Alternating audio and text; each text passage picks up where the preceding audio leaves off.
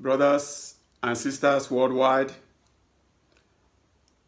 I'm happy to be your host, Dr. Bright Udemezue, at today's psychotheology conversation titled Happiness as Mainly a Pleasant Bodily Sensation.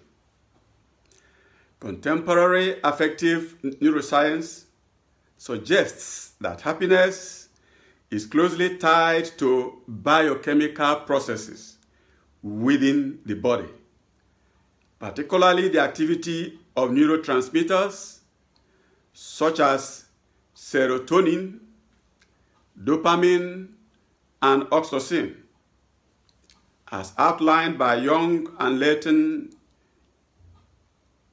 in 2002. These chemicals regulate our mood, reward us, cause bonding, and determine our emotional well-being, forming what science researchers describe as an individual's happy set point, described as a biological influenced baseline around which our emotional states fluctuate. In biblical theology, King David intuitively recognized this embodied dimension of becoming happy when he declared, "Therefore my heart is glad, my whole being rejoices, and my body will dwell securely." This is found in the book of Psalms 16, verse 19. Linking emotional states to bodily experience.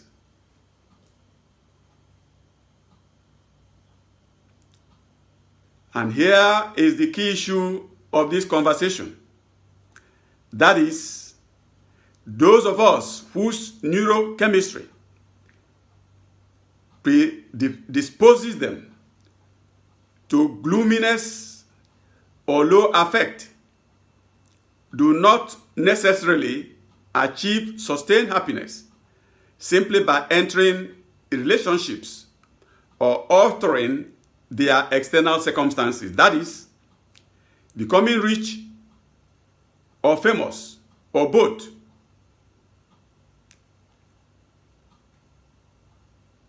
Does not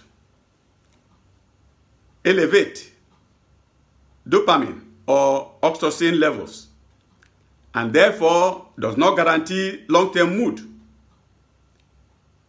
which remains strongly influenced by underlying biological factors. That is, we are either a happy person born that way or unhappy person born that way. That is, our circumstances after birth does not alter how happy or unhappy we are. We are either an unhappy person or a happy person.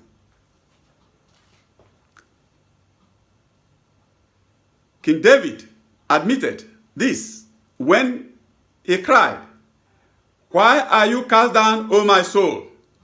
Why are you disquieted within me? Hoping God, for I shall yet praise him for the help of his countenance." This is found in Psalms 42, verse 5, reflecting his inner struggle between mood and circumstances.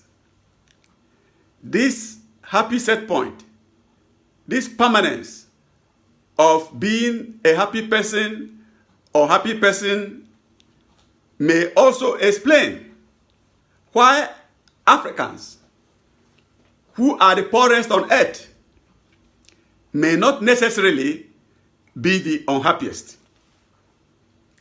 This biochemical grounding implies that historical events, cultural shifts, or major societal changes exert limited influence on how happy we are.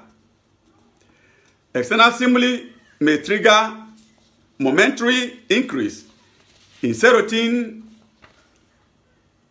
secretion, yet they do not fundamentally alter our individual neurochemical baseline. This is as postulated by Davidson and McEwen in 2012. That is, our happy set point never changes all through life. King David, in his insight, declared, "You have put gladness in my heart, more than when their grain and wine abound." This is found in Psalm 4, verse 7, reinforcing the idea that external conditions alone cannot secure any of us as human beings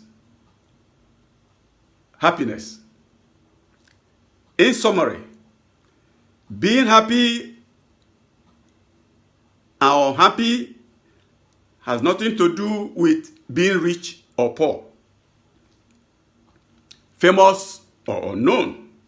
Therefore, understanding happiness as a bodily sensation rooted in neurochemistry highlights the importance of biological determinants over external or historical influences. King David reflections consistently affirm that true happiness arises from internal